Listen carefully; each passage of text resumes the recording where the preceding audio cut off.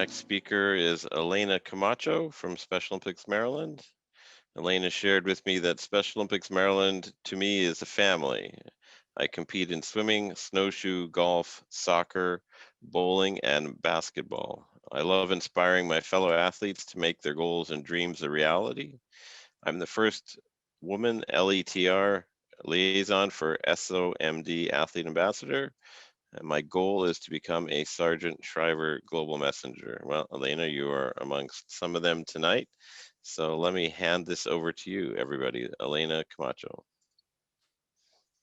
Thank you, Jason. When the COVID-19 pandemic first hit, did you question yourselves? How will I adjust and adapt every aspect of my life? Hello, my name is Elaina Camacho. I am a Special Olympics athlete from Anne Arundel County, and I'm currently participating in soccer and golf. There are many barriers of communicating and understanding between people with an intellectual disability and first responders.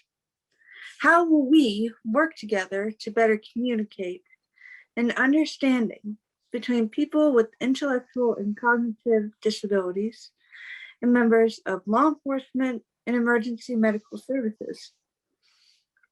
Since the fall of 2018, I've been working with Loyola University Howard Campus, Best Buddies Maryland, the Maryland Department of Disabilities, and the Ethan Thaler Alliance as a self-educated ambassador. This program consists of myself and 12 fellow participants, each of us of varying IDDs and communication abilities.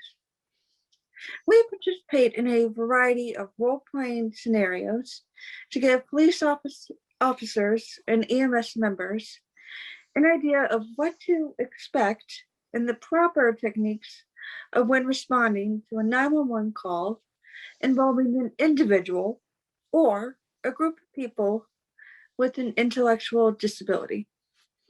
These scenarios include a missing group home resident, a stolen wallet, self-harm or harm to another, and being home alone and experiencing severe pain. Since the outbreak of COVID-19, we found ourselves asking, how will we persevere with these training scenarios? The answer is we transitioned from in-person training to virtual trainings on Zoom.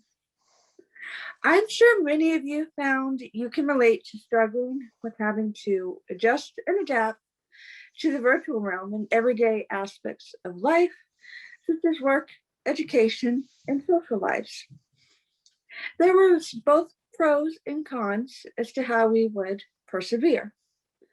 The pros are, we don't have to set aside time for traveling, don't have to worry about conducting training socially distanced, and we can have smaller training sessions. The cons are, many ambassadors have never used Zoom before. It is hard to properly portray potential situations without physical contact. Working around everyone's schedules with work and online schooling. This past winter, we trained 5 more advocates. We are expanding the curriculum with 4 additional scenarios in both police and EMS. This April, I will be participating in a national Zoom training with EMS members. I believe that pandemic or no pandemic, that these trainings are important because I believe it is important to be an advocate for individuals with an IDD and first responders, because I feel it is paramount that our first responders know how to properly interact and communicate when responding to calls involving people with an IDD and remaining safe at the same time. When the pandemic is over, I hope that my self-educated ambassador training can return to normal. My challenge for you is to think of one way of how we can improve communication and understanding between people with an intellectual disability and our members of law enforcement and EMS. Thank you for letting me share my story of adjusting and adapting with you.